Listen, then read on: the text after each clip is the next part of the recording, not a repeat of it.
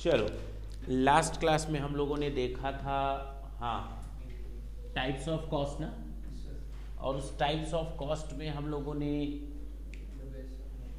Fix cost, variable cost, semi variable cost, direct cost, indirect cost देख लिया था, material, labour and overhead cost भी देख लिया था। देखें तो उसमें एक कॉस्ट है on the basis of the functions, prime cost, works cost, cost of production, cost of goods sold and cost of sales, है ना। ये वो कॉस्ट है जिनके बारे में हम स्टडी करेंगे जब हम कॉस्ट शीट पढ़ेंगे। क्या? यानी यूनिट कॉस्टिंग जब हम देखेंगे। अभी इसके बारे में टेंशन लेने की कोई जरूरत नहीं है। क्लियर? पूरा एक चैप्टर चलेगा। हम लोग बात करते हैं दो तरह की कॉस्ट होती है कंट्रोलेबिलिटी के बेसिस पर। The first one is known as controllable and the second one is uncontrollable cost. अगर हम बात करें कंट्रोलेबल कॉस्ट की, तो कंट्रोलेबल कॉस्ट ऐसी कॉस्ट होती है जो किसी डिपार्टमेंट या मैनेजरियल पर्सन के हाथ में होती है, खर्च करना या ना करना। जैसे एडवर्टीजमेंट कॉस्ट, ये हमारी कंट्रोलेबल कॉस्ट है, ये हमारी कंट्रोलेबल कॉस्ट है। हम चाहें तो कंट्रोल करें, ज्यादा खर्च करके या कम खर्च करके। क्लियर? अनकंट्रोलेबल कॉस्ट जिसको हम रोक ही नहीं सकते, रेंट हो गया, नहीं रोक सकते। प्रोविडेंट फंड हो गया, नहीं रोक सकते। स्टैट्यूटरी लायबिलिटीज बोल सकते हो, उनको हम रोक नहीं सकते। These cost are uncontrollable cost. जो एक बार कमिट कर दिया सो कर दिया। अच्छा, अगर हम बात करें मैनेजरियल डिसीजन कॉस्ट, कुछ छूटा तो नहीं ना है? देखो हो गया, कोई छूटी तो नहीं ना कॉस्ट, केवल बचा के हम लोग का loss last managerial decision cost. और सबसे इंपॉर्टेंट रोल प्ले करता है मैनेजरियल डिसीजन कॉस्ट। उसमें भी सबसे पहली कॉस्ट मैंने लिखवाई है रेलिवेंट कॉस्ट, हाँ या ना। इसको हम लोग नाम देते हैं हिंदी में संबद्ध लागतें। अच्छा जी, क्या होती हैं ये relevant cost? What are relevant cost? Example दे। ये वो कॉस्ट हैं, अब जो मैं जितनी भी कॉस्ट बताऊंगा, जो हमें हमारे सही डिसीजन तक पहुंचने में सपोर्ट करती हैं। ये वो कॉस्ट हैं जो हमें हमारे सही डिसीजन में पहुंचने तक सपोर्ट करती हैं। जैसे दिसंबर में अगर आपकी क्लास चल रही है तो आपका एग्जाम या तो मई में होगा या जून में होगा। 2 मिनट के लिए सपोज करते हैं आपका एग्जाम मई में है। बताओ, अगर मैं कहूं कि 20 दिसंबर से लेकर तुम्हारे पास जो टाइम है दैट इज 1 मई, 1 मई, इतना टाइम है आपके पास स्टडी करने के लिए। अगर मैं आपसे ये बोलूं कि ये चैप्टर जो मैं पढ़ा रहा हूं ना, इसको तुम लोग 15 दिसंबर को तैयार करके आना, अरे ये कैसे पॉसिबल है सर, वो तो बीत गया, उसमें कैसे पढ़ाई हो सकती है, आप भी ना मजाक करते हैं। फिर मैंने कहा ठीक, इस चैप्टर को 15 मई को पढ़ना, फिर फालतू बात हो गई। अरे जब पेपर खत्म हो गया तो पढ़ने से फायदा क्या? ये इररेलेवेंट बातें हैं। ये कौन सी बातें हैं? इररेलेवेंट। रेलेवेंट क्या है? रेलेवेंट क्या है? 20 दिसंबर टू 1 मई, हाँ या ना। This is your relevant period, this is your relevant time frame, जिसमें अब आपको अपनी स्टडी करनी है। और ये वो समय है जो अब आपके हाथ में है, डिसीजन लेना सही तरीके से या डिसीजन लेना गलत तरीके से। नहीं समझे? न तो हम इसके बाहर जा करके अपने आप को सुधार कर सकते हैं, न तो इसके पीछे जा करके सुधार कर सकते हैं। जो भी है ये हमारी लिमिटेशन है, दैट्स इट। क्लियर है? This is known as relevant. This is known as relevant. Relevant वो चीजें होती हैं जिनके बारे में हम डिसीजन ले सकते हैं, जो हमारे काइंड कंट्रोल में होती हैं। जो हमारे कंट्रोल में ही नहीं है वो रेलिवेंट कैसे हो सकती है? वो इररेलेवेंट है। तो सर जरा इसको कॉस्ट के रेफरेंस में समझाइए, कॉस्ट के रेफरेंस में समझाइए। हमने एक मशीन बनाई, ढंग से सुनना, हमने एक मशीन बनाई, ये मशीन बन करके रखी हुई है, स्पेसिफिक डिजाइन की ये मशीन मैंने बनाई। क्यों बनाई स्पेसिफिक डिजाइन की? कस्टमर मेरे पास आया था, कह रहा था आप मशीन बनाते हैं? बिल्कुल बनाते हैं। मैंने कहा हमको मशीन इस तरह की दिखाई। मैंने कहा भाई देखो, हम नॉर्मल जो मार्केट में मशीन सेल होती है, we use to manufacture those machines, but if you just want to get the customization in that you have to give your separate order. तो उसने कहा ले लो ऑर्डर, अगर आप उसको बना सकते हैं मेरे हिसाब से तो ले लो पैसा। कितने का?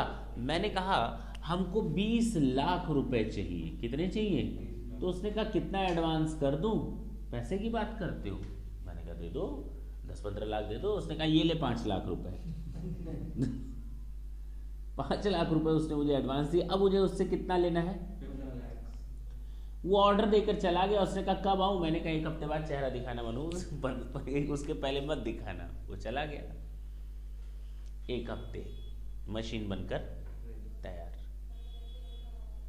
और मैं कर रहा हूं उसका इंतजार कि वो आएगा, मेरे करण अर्जुन आएंगे और मशीन ले जाए। खैर 1 हफ्ता बीता, 10 दिन बीता, वो नहीं आया। मुझे लगा गुस्सा, मैंने उठाया फोन, घुमा दिया। मैंने कहा कहाँ है रे? कह रहा मैं दिवालिया हो गया। मैंने कहा उस दिन तो बहुत चिल्ला रहा था, पैसों की चिंता नहीं है, पैसों की चिंता नहीं है, और 5 लाख तू मेरे मुंह पे फेंक कर गया, बाकी 15 लाख कब फेंकेगा? उसने कहा अब मैं फेंक नहीं सकता, मैं दिवालिया हो गया। हाँ, कह रहा है 5 लाख वापस मांगेगा। ऐसा है कि तुम दे ही दोगे? 20 लाख की मशीन बनाकर तुम 5 लाख दे ही दोगे? तो मैंने कहा रे अब ऐसा कैसे होगा? मैंने ब्लड प्रेशर का पेशेंट हो गया मैं कि भाई 15 लाख तो गए। मैंने उस मशीन को, चूंकि स्पेसिफिक कस्टमाइज्ड मशीन थी, जहां मैं बैठता हूं ऑफिस में, साइड में रख दी। अब डेमो की तरह रहेगी और क्या, और तो कुछ है नहीं, मॉडल बनकर रह गई। एक दिन एक बंदा आया कस्टमर, कह रहा ये किस तरह की मशीन है, कुछ अजीब लग रही है। मैंने कहा हाँ बहुत अच्छी मशीन है, मैंने इसको इस तरह से डिजाइन किया है जो ये परफॉर्म कर सके। तो उसने कहा ठीक है मैं लेने को तैयार हूँ। तो उसने क्या कहा, मैं ये मशीन लेने को तैयार हूँ, कितने में दोगे? मैंने कहा पैक कर दूं? तो उसने कहा नहीं इसमें थोड़ा और कस्टमाइजेशन कर दो, थोड़ा सा और चेंज कर दो। मैंने कहा क्या करना है, मुझे तो मशीन निकालनी है। उसने कहा इस मशीन में थोड़ा बहुत चेंज कर दो, ये इधर नजर आए, ये इधर नजर आए, ये इधर नजर आए, ठीक? मैंने कहा ठीक। मैंने कहा देख कर तो दूंगा, कितना पैसा देगा? उसने कहा 8 लाख रुपए दूंगा। केवल कितना दूंगा?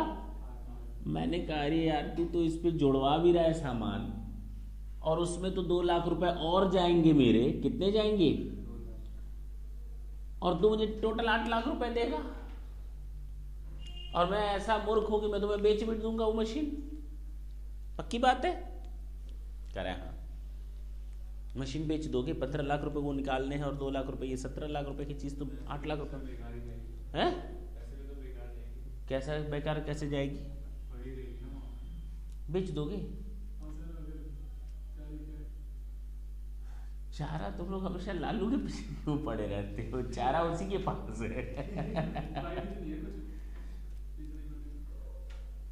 और कोई उपाय नहीं है, चारा मतलब उपाय नहीं है। भाई 8 लाख रुपए मिल रहे हैं, 2 लाख रुपए खर्च होगा, 6 लाख रुपए तब भी बच जाएंगे।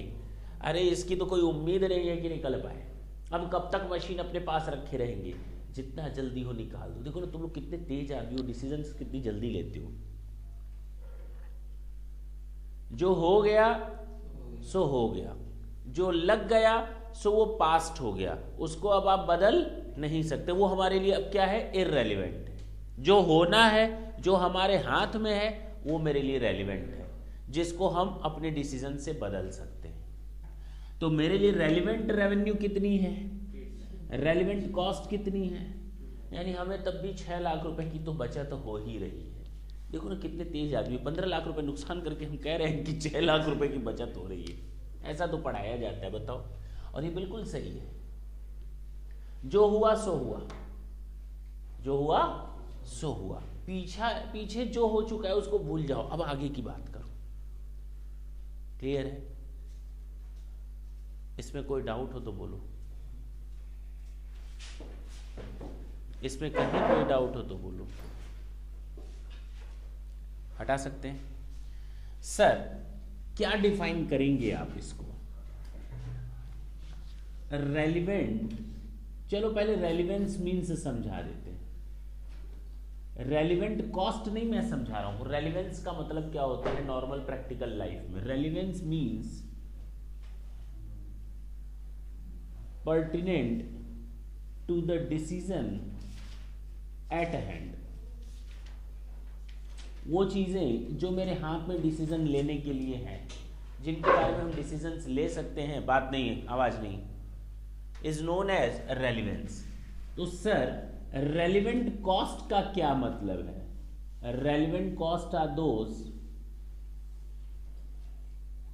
कौन सी कॉस्ट? फ्यूचर में लगने वाली कॉस्ट या पास्ट में लगी हुई कॉस्ट? जो फ्यूचर में लगी हुई। Relevant cost are those expected future cost,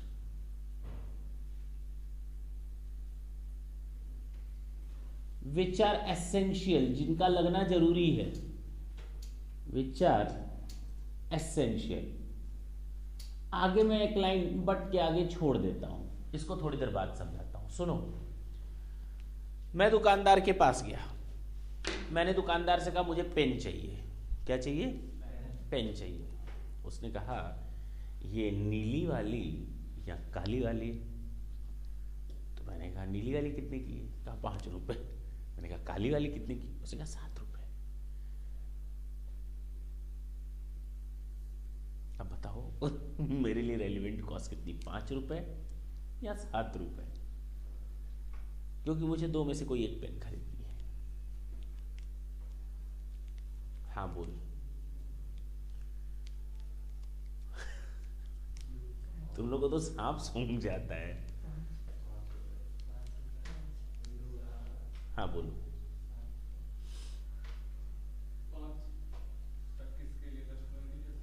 customer के लिए, हाँ जी, जो कॉस्ट देने जा रहा है, कौन कितना? हम कह रहे हैं हमारे लिए रेलिवेंट कॉस्ट कितनी? 5 और 7, 2 पेन है, बात खत्म। एक अमाउंट बताओ।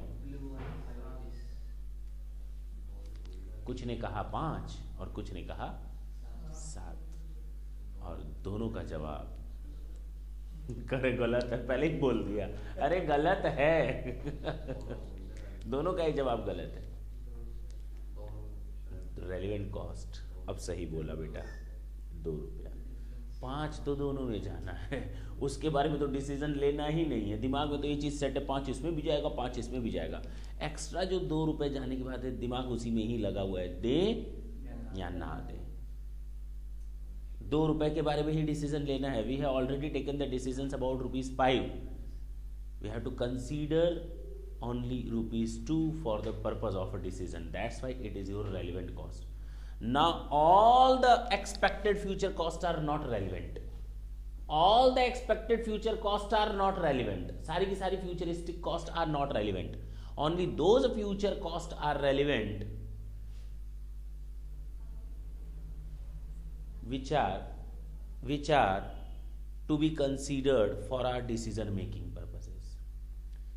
₹5 के बारे में डिसीजन लेने की जरूरत नहीं है. It is already decided that ₹5 will be incurred at any rate. Now we have to take the decisions only about ₹2. Yes और नो? तो हमारा है relevant cost are those expected future cost which are essential but differ from alternative course of action.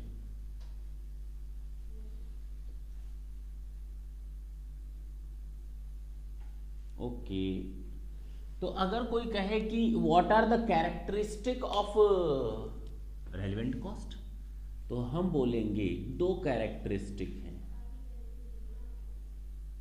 पहला future होता है, futuristic होती है. बोलो ना, ये तो पक्का है पास्ट कॉस्ट नहीं आएंगी. और दूसरा सबसे बड़ा होता है डिफरेंस. ठीक है ना? तो ये हमारी हो गई रेलिवेंट कॉस्ट. समझ में आया?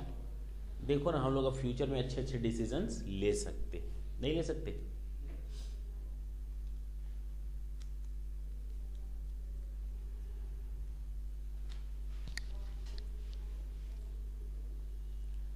दूसरा संक कॉस्ट, डूबी हुई लागतें.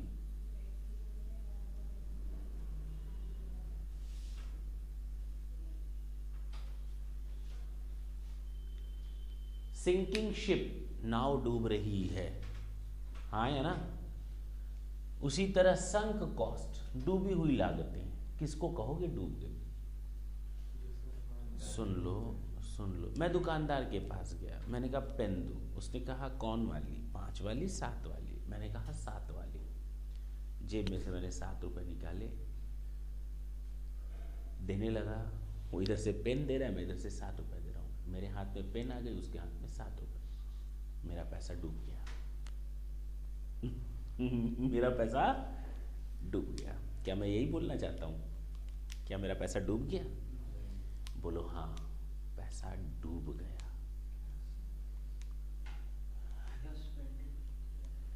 पैसा डूब गया. तुम लोग दिन भर में कितने पैसे डूबोते हो, जरा खुद सोच लो. अब सोचो, ₹7 निकल गए, घर आए, फिर तुमने कहा एक काम कर सकते हैं, उस ₹7 से तो हम इरेजर और पेंसिल भी ले सकते थे. ले लोगे? ले लोगे? बात खत्म. जो अमाउंट आपकी जेब से निकल गया वो समझ लो डूब गया. This is your past cost. थोड़ी देर पहले ही बताया. This is your past cost. This is your historical cost. This is your already incurred cost. Now it will not be considered for any type of decision. ये कभी भी आपको decision लेने में अब तो मदद नहीं करेगा. डिसीजन किसके बारे में लिया जाता है? फ्यूचर के बारे में. और जो कॉस्ट हमारी जेब से जा चुकी है वो तुम्हें कौन सी मदद करेगी? This is your sunk cost. सोचो ना कितनी बड़ी बात है. तुम लोग सोचते हो पेन ले आए, अब इसको यूज करेंगे. बेटा पैसा डुबो दिए तुम. अब घर जाकर ही मत बोलना मम्मी पापा आज से मेरे ऊपर पैसे मत डुबोना.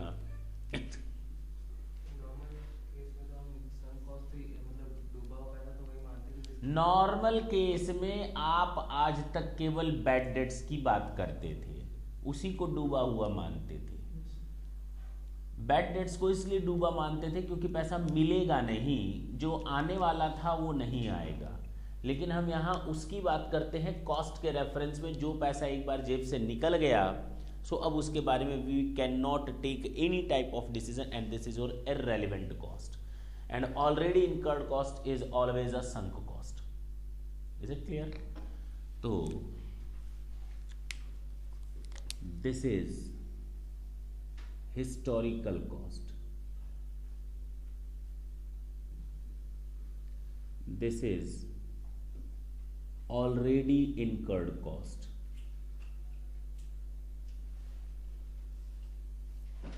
And is irrelevant for decision making. ये कॉस्ट हमारी डिसीजन मेकिंग के लिए हमेशा इररेलेवेंट रहेगी।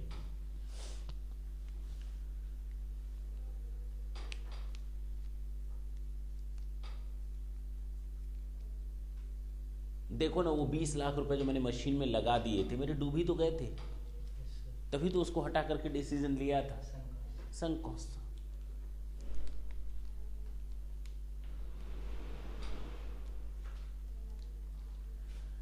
थर्ड आता है, ढंग से सुनना, डिफरेंशियल कॉस्ट।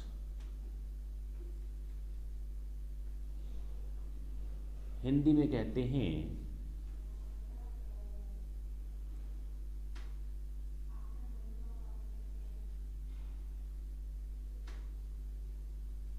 विभेदात्मक लागतें या डिफरेंशियल कॉस्ट।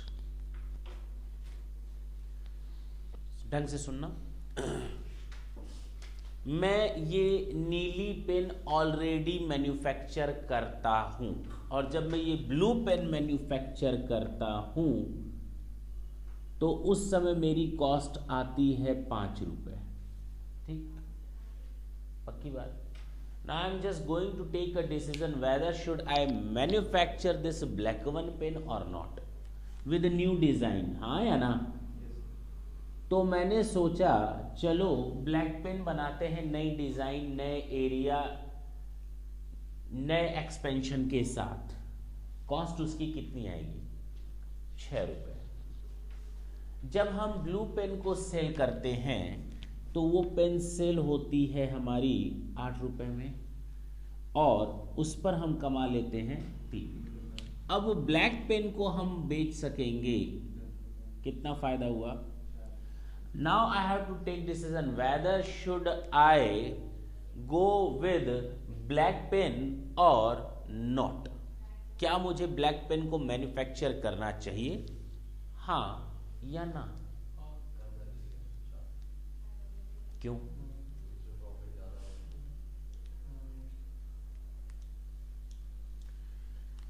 चलो बेटा,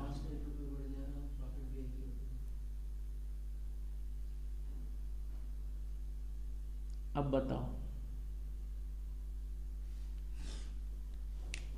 कॉस्ट मेरी 5 से 4 हो गई और सेल 8 से 8.5 हो गई। मैन्युफैक्चर करेंगे क्योंकि कॉस्ट भी कम हो गई और सेल प्राइस बढ़ गई, हाँ या ना?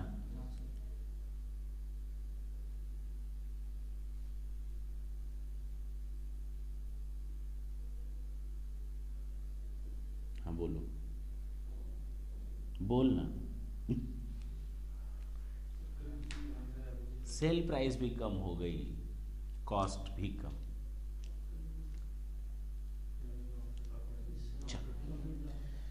हमें कहने का मतलब यह है, तुम लोग डिसीजन कैसे ले रहे हो? डिसीजन लेने का तरीका क्या है? सर 5 रुपए से कॉस्ट 4 रुपए हो गई ना, saving in cost. This is known as differential cost, difference in total cost. ओ इसमें फिक्स कॉस्ट भी है, इसमें वेरिएबल कॉस्ट भी है, इसमें फिक्स कॉस्ट भी है, इसमें वेरिएबल कॉस्ट भी है। इस पर तो हम लोगों ने ध्यान ही नहीं दिया।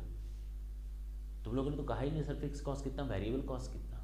तुम लोगों ने डिसीजन डायरेक्ट ले लिया only on the basis of the total cost, और not on the basis of total cost but difference between the total cost. Is it clear? हम लोगों ने जो डिसीजन लिया यहां पर वो टोटल कॉस्ट के डिफरेंस से लिया। इसको हम लोग कहते हैं, जब कॉस्ट के डिफरेंस को बोलते हैं तो इसको हम लोग कहते हैं इंक्रीमेंटल कॉस्ट। या तो ये प्लस में होता है या तो माइनस में। क्या होता है ये? Incremental cost. इसको हम लोग कहते हैं इंक्रीमेंटल रेवेन्यू, और in totality this is known as differential cost, means difference in total cost.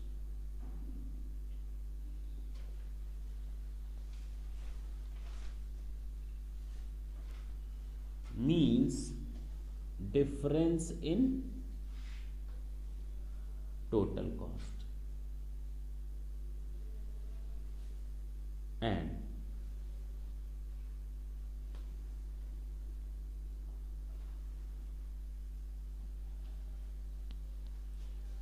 that will arise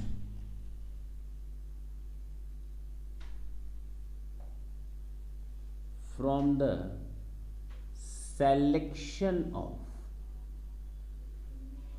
alternative course of action.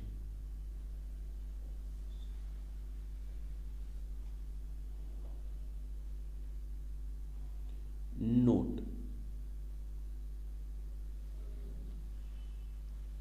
सबसे खास बात इस कॉस्ट की ये है, differential cost means difference in total cost and that will arise from the selection of alternative course of action. सीधी सी बात है, फ्यूचर में हम कोई डिसीजन लेने जा रहे हैं उसके बारे में। लेकिन मैंने ये कहा कि ये 2 पेन मुझे बनानी है, ब्लू बन नहीं रही है कि ब्लैक पर जाऊं, मुझे ये पेन बनानी है या ये पेन बनानी है। इस पेन को बनाऊंगा तो 5 रुपए, इस पेन को बनाऊंगा तो 6 रुपए, किस पर जाऊं? इस पर कभी भी डिफरेंशियल कॉस्ट काम नहीं करेगा। डिफरेंशियल कॉस्ट केवल एक जगह काम करता है और वो है ऑलरेडी एग्जिस्टिंग यूनिट्स। अगर हम अपने किसी एग्जिस्टिंग प्रोडक्ट को नए एरिया में, नई डिजाइन के साथ, इंप्रूव्ड फॉर्मूले के साथ ले आना चाहते हैं तो वहां पर हमारी डिफरेंशियल कॉस्ट यूज होती है। यानी new units and new undertaking can not use the differential cost for their decision purposes. New units और undertakings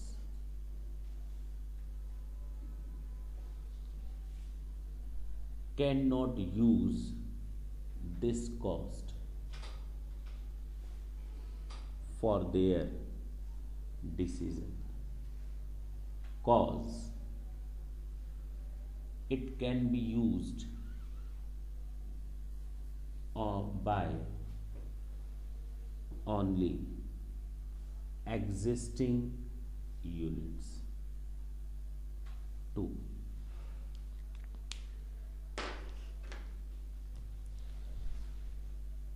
Get improved design in new area, etc.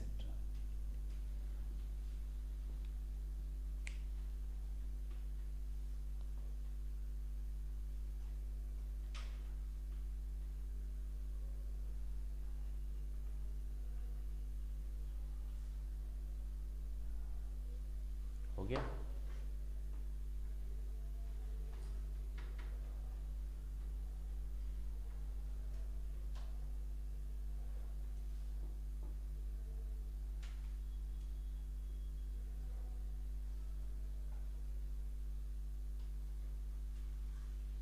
हटा दे?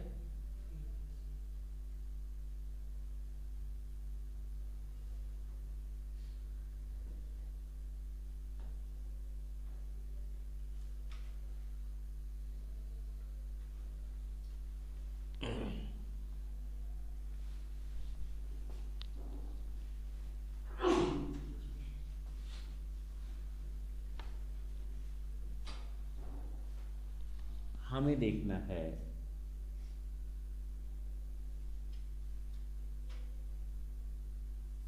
imputed cost। क्या है ये imputed cost?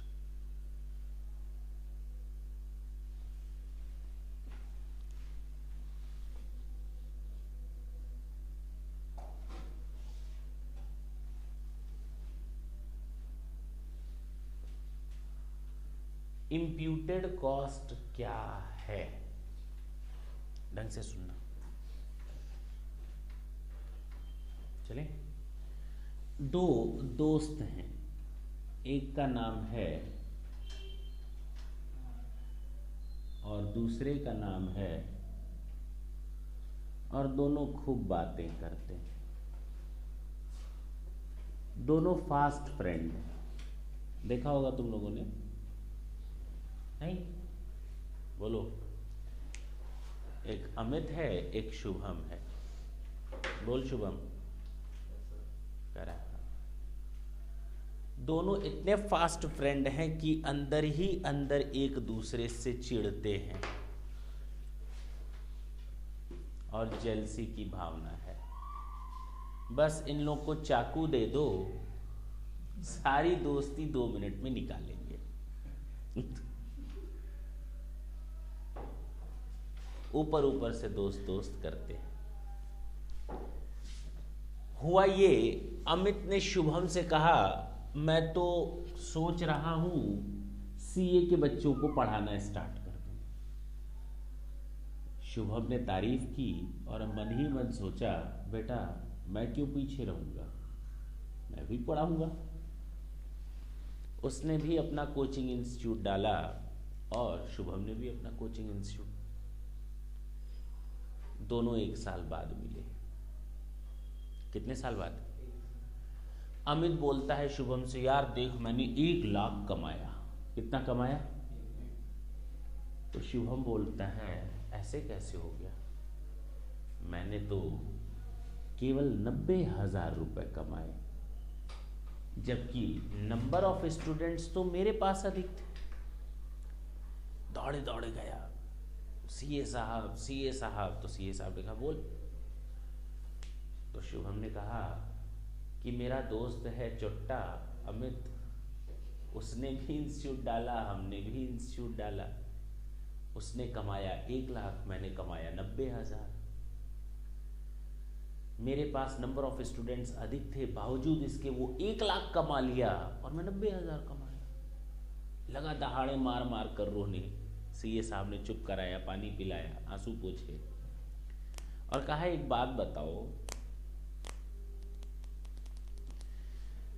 तुम अपना बिजनेस कहाँ चलाते हो? कहा मेन एरिया में चलाता हूं। कहा कहाँ?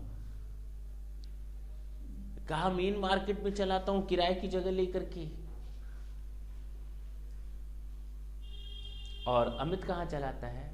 कहा वो तो अपने घर पे चलाता है, उसका घर ही मेन एरिया तो वही चलाता है, उसको किराए पर लेने की जरूरत नहीं पड़ी। तो सीए साहब ने कहा, देखो कितना किराया देते हो?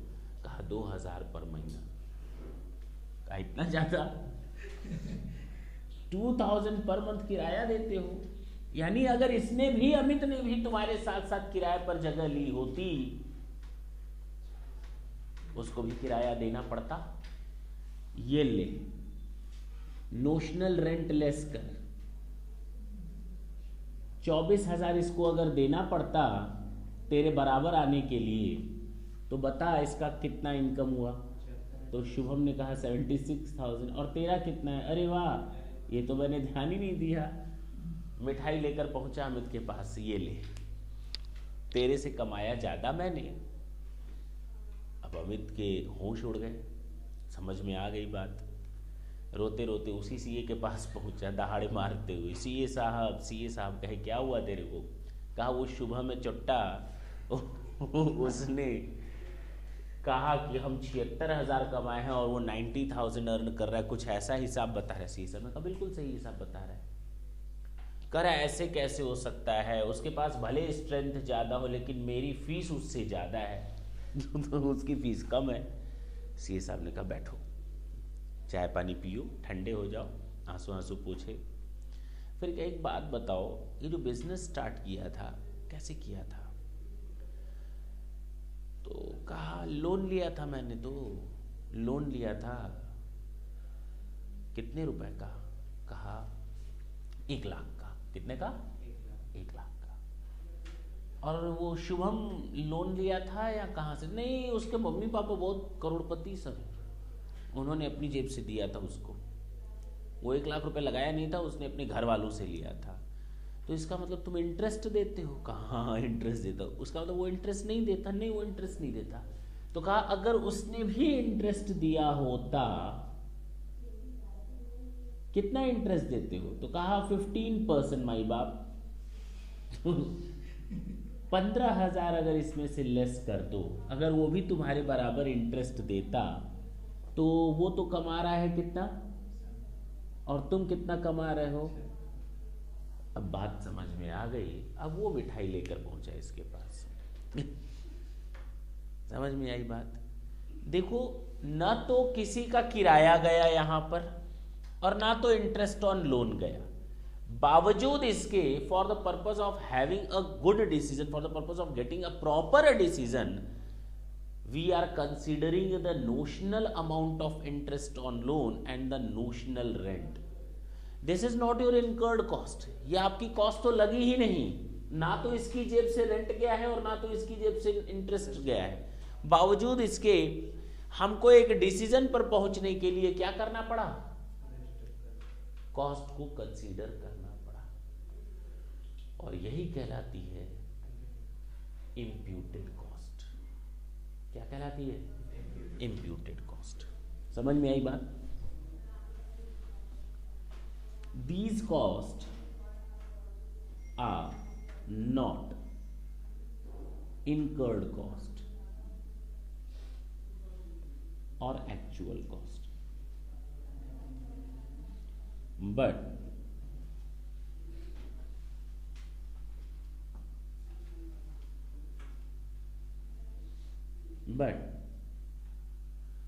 play a very important role for what, to take decisions। सोचो ना, एक कॉस्ट जो इनकर्ड कॉस्ट है वो संक कॉस्ट है, एक जो इनकर्ड नहीं हुई वो रोल प्ले कर रही है। कितनी अजीब बात है, नहीं समझे? समझ में आई बात। अच्छा सर, ये बात हम लोग को समझ में आ गई। एक और कॉस्ट होती है जिसका नाम है cost number 5, that is your opportunity cost.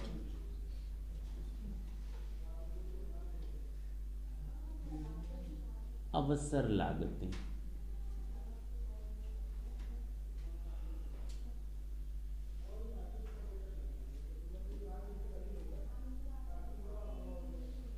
अवसर लागत क्या है? ये अपॉर्चुनिटी कॉस्ट। अमित और शुभम दो पक्के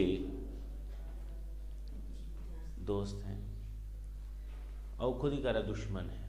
अब मैं इससे ज्यादा क्या बोलूं? उसने बोला, तुम्हारे दोस्त ने बोला।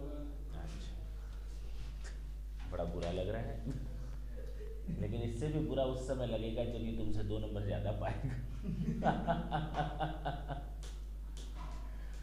चले, तो हुआ क्या कि दोनों पक्के दोस्त हैं, बस चाकू देने की देर है, उसके बाद हिसाब किताब दोनों का बराबर।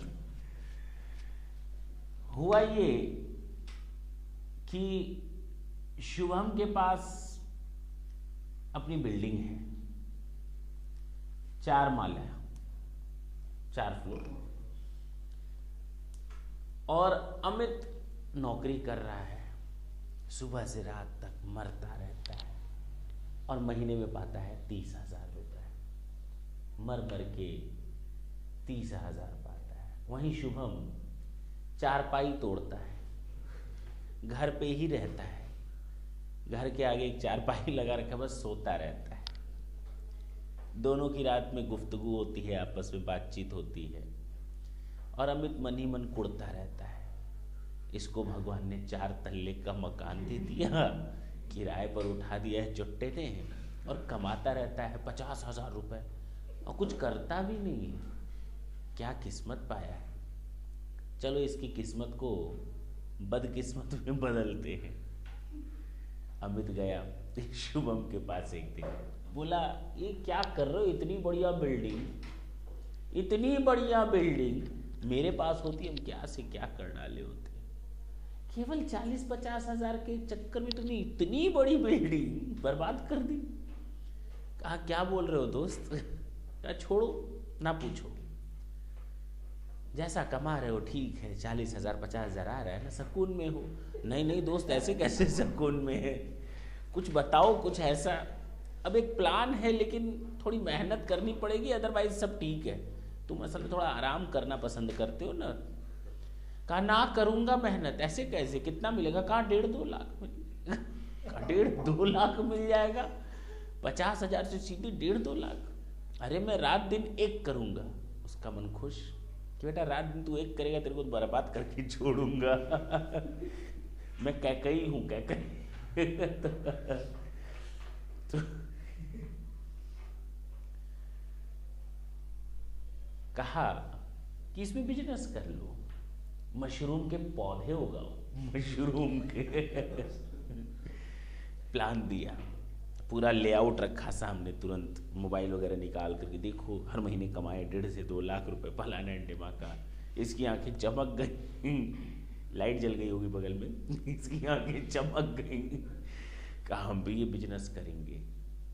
ठीक, अब एक बात बताओ, अब तक ये कितना कमाता था,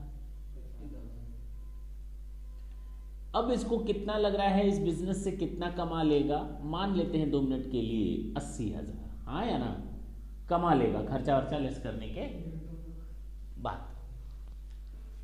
बताओ क्या शुभम को 50,000 छोड़कर 80,000 में जाना चाहिए, हाँ या ना? इस कहानी को बाद में रखना, ये केवल ऐसे ही बताई थी। हाँ बोलो, क्या शुभम को रेंट छोड़कर बिजनेस में जाना चाहिए? रेंट पा रहा है, बिजनेस से पाएगा।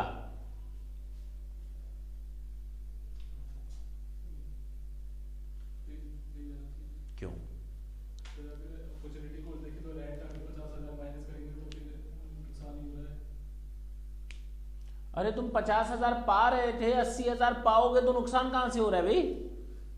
ये कौन सी बात होती है नुकसान हो रहा है? कहां नुकसान हो रहा है? अरे आदमी, मैंने कहा सारा खर्चा घटाने के बाद 80,000 आया। हाँ बोलो, जाएंगे या नहीं? कितने लोग कहते हैं? लगभग सारे लोग कहते हैं। और हम इस 50,000 से 80,000 पे जाएंगे। क्यों? क्यों जाओगे? क्यों जाओगे? 30,000 रुपए का बेनिफिट दिख रहा है, और ये 30,000 का कैलकुलेशन तुम लोगों ने कैसे किया? 80,000 में से क्या डिडक्ट किया? ये कौन सी बात हुई? ये भी तो रेवेन्यू है और ये भी रेवेन्यू है। ये कौन सी बात होती है? एक रेवेन्यू में से दूसरी रेवेन्यू घटाओ तो तीसरी रेवेन्यू मिल जाती है। ये तो तुम लोग आर्यभट्ट के दूसरे इंसान बन गए, मतलब मैजिशियन बन गए। मैथमेटिशियन तो बाद में, मैजिशियन बन गए। रेवेन्यू में से रेवेन्यू घटाया सर, प्रॉफिट आता है। अरे रेवेन्यू में से कॉस्ट घटाते हैं तो प्रॉफिट आता है। और बात बिल्कुल सही है, ये प्रॉफिट ही है और 30,000 का प्रॉफिट है। और रेवेन्यू में से तुम लोगों ने रेवेन्यू माइनस नहीं किया है, अपॉर्चुनिटी कॉस्ट माइनस की है। ओ जो अमाउंट प्रॉफिट का अब फ्यूचर में नहीं मिलेगा, वो अब मेरे लिए डिसीजन लेने के लिए कॉस्ट का काम करेगा। सुनो ना, 50,000 में छोड़ करके दूसरी जगह जा रहा हूं, तो कम से कम दूसरी जगह कितने की उम्मीद करके जाऊं? 50,000 से ज्यादा। यानी अब ये 50,000 मेरे लिए कॉस्ट का काम कर रहा है। अब ये 50,000 मेरे लिए कॉस्ट का काम कर रहा है। Now the 50,000 is to be known as opportunity cost, अवसर लागत। हाँ या ना? पक्की बात है? इसमें कोई डाउट है तो बोलो। पक्का? तो इसको हम डिफाइन करें, the value of a benefit. सुनो ना, फॉर गॉड कोई अगर बेनिफिट आप छोड़ देते हैं, बेनिफिट फॉरगॉन, बेनिफिट छोड़ दिया, the value of a benefit foregone in favour of, किसी दूसरे के चक्कर में, in favour of an alternative course of action,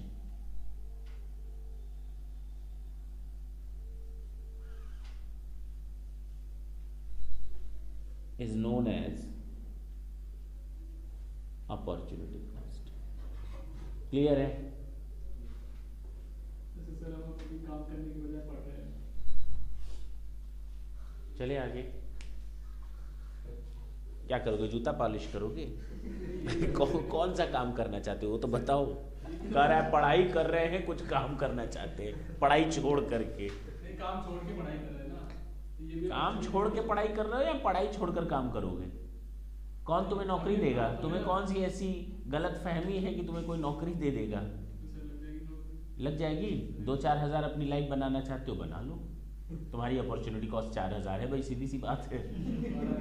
कोई दिक्कत नहीं है।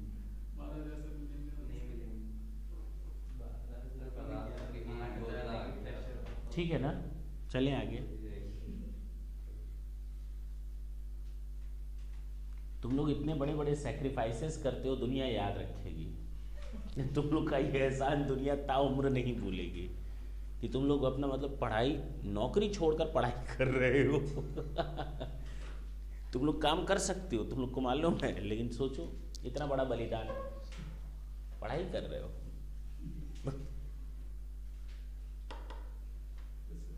चले, एक और कॉस्ट है जिसको हम कैश कॉस्ट कहते हैं। कभी कभी यही cost out of pocket cost का नाम देते हैं। ये तो पक्की बात है, जो कॉस्ट जेब से जाएगी that is known as cash cost. कोई कॉस्ट जेब से जाएगी तो that is known as out of pocket cost. कोई दिक्कत है? तो कैश कॉस्ट को ही हम लोग आउट ऑफ पॉकेट कॉस्ट भी बोलते हैं। एक होती है पीरियड कॉस्ट, जिसका दूसरा नाम है फिक्स कॉस्ट। अरे सर ऐसे कैसे? हाँ, rent per month that is your fix, that is your fix. Tax per annum that is your fix. ये हमारी कौन सी कॉस्ट है? Fix cost. और इसी को हम पीरियड कॉस्ट भी कहते हैं, जो समय पर बेस्ड है। Interest on loan that is your fix cost and based on period. दूसरी कॉस्ट होती है प्रोडक्ट कॉस्ट। ओ इसको हम वेरिएबल कॉस्ट भी तो बोल सकते हैं, नहीं बोल सकते? इस पेन पर 2 रुपए का कॉस्ट लगा तो वेरिएबल कॉस्ट, चाहे मटेरियल हो, चाहे लेबर हो, चाहे ओवरहेड हो, अगर पर यूनिट उसको चार्ज कर सकते हैं तो आपकी प्रोडक्ट कॉस्ट है। आप उसको प्रोडक्ट कॉस्ट बोलो या वेरिएबल कॉस्ट। क्लियर है? कोई और कॉस्ट बची हो तो बताओ।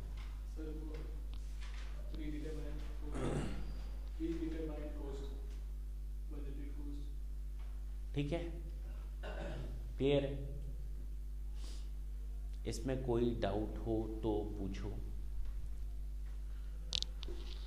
आपका मेरे हिसाब से फर्स्ट पार्ट लाए हो इसका? मेरे हिसाब से फर्स्ट चैप्टर इज ओवर।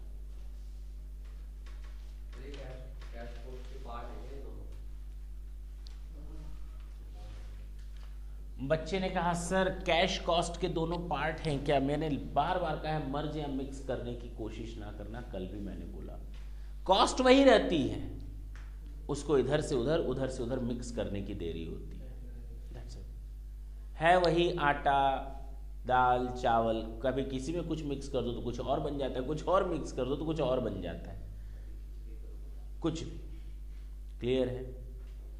तो सोचने का फर्क है। हाँ, बोल सकते हो कैश कॉस्ट पीरियड कॉस्ट में भी आ सकता है, कैश कॉस्ट प्रोडक्ट कॉस्ट में भी आ सकता है। प्रोडक्ट कॉस्ट पे कैश कॉस्ट हो सकता है, पीरियड कॉस्ट पे कैश कॉस्ट हो सकता है। फिर वही बात मैं बार बार बोल रहा हूँ, कल भी मैंने वही कंफ्यूजन दूर किया था। Clear?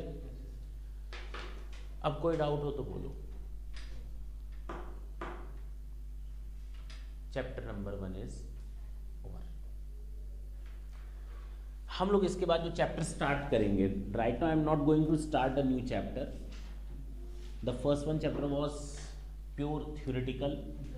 Now will start our material cost chapter. जरा ढंग से देखो, हम लोग को कॉस्ट में पढ़ना क्या क्या है। सबसे पहले नॉर्मली जो मैंने देखा है बच्चों को पढ़ाया जाता है, बेटा सुन कॉस्ट पढ़ने आए हो, क्या पढ़ने आए हो, आज हम लोग शुरू करेंगे आओ कॉन्ट्रैक्ट कॉस्टिंग। जाना कुछ नहीं बच्चे ने लेकिन पहला चैप्टर होता है कॉन्ट्रैक्ट कॉस्ट, और उसमें मटेरियल भी यूज करते हैं, लेबर भी यूज करते हैं, ओवरहेड भी यूज करते हैं, और फॉर्मूला बता करके झंझट खत्म। प्रोसेस कॉस्ट स्टार्ट करते हैं। ये तरीका सही नहीं है। तरीका क्या सही है, जिस तरह हम लोग की स्टडी मैट बनी हुई है ना, कोई भी बुक देखो बड़े सीक्वेंस में बनी रहती है, बड़े लाइन से और प्यार से बनाई गई होती है। फर्स्ट चैप्टर कंप्लीट करो, after that try to go with second chapter. बचपन में क्या करते थे, क के बाद सीखते थे या ख पहले सीखते थे? पहले सर डी सीखा था, उसके बाद ए सीखा। क्यों? क्योंकि डी से नाम टू शुरू होता है ना मेरा, तो वो नहीं है कि नहीं? तो आप पहले सीखते हो बचपन में ए बी सी डी ऐसे सीखते हो। उसी तरह इंट्रो हम लोगों ने देख लिया कॉस्ट का, इसके बाद हम लोग देखेंगे मटेरियल कॉस्ट, इसके बाद देखेंगे लेबर कॉस्ट, और इसके बाद देखेंगे ओवरहेड कॉस्ट। जरा देखो तो there are 3 component of the cost. On the basis of the component, we have bifurcated already the cost in 3 different parts: material, labor and overhead. अब इन 3 को सीखने के बाद आप स्टार्ट करते हो धीरे धीरे। सर इन 3 को जोड़ दे तो हमारी कॉस्ट शीट बन जाती है, यूनिट कॉस्टिंग या कॉस्ट शीट, हाँ या ना? पक्की बात है ना? अब इसको करने के बाद अब आप देखते हो sir unit costing is only method to calculate total cost. ना मुन्ना ना, इसके अलावा भी कई सारे तरीके हैं कॉस्ट कैलकुलेट करने के। आप कॉन्ट्रैक्ट कॉस्ट में जा करके कॉस्ट कैलकुलेट कर सकते हो। आपकी हो सकती है यूनिट कॉस्टिंग कॉन्ट्रैक्ट हो सकता है आप प्रोसेस कॉस्ट में जा करके कॉस्ट कैलकुलेट करो, हाँ या ना? हो सकता है आप प्रोडक्ट बनाते ही नहीं हो, आप सर्विसेज देते हो, तो आप ऑपरेटिंग कॉस्ट पर चले जाओगे। बोलते क्यों नहीं, हाँ या ना? इसके अलावा डिसीजन लेना है, मार्जिनल कॉस्ट, बजट बनाना है, बजट, और सबसे लास्ट में हमको डिसीजंस देने हैं स्टैंडर्ड्स के थ्रू, ताकि हम फ्यूचर में वो चीज़ें रोक सके जो गलतियां हो रही हैं। Is it clear? तो ये देखो सब सीक्वेंस में है, लाइन से, और लाइन से पढ़ेंगे तो चीज़ें अपने आप खत्म होती चली जाएंगी। तो next class will start from with new chapter and that is your material cost. Clear? Thank you.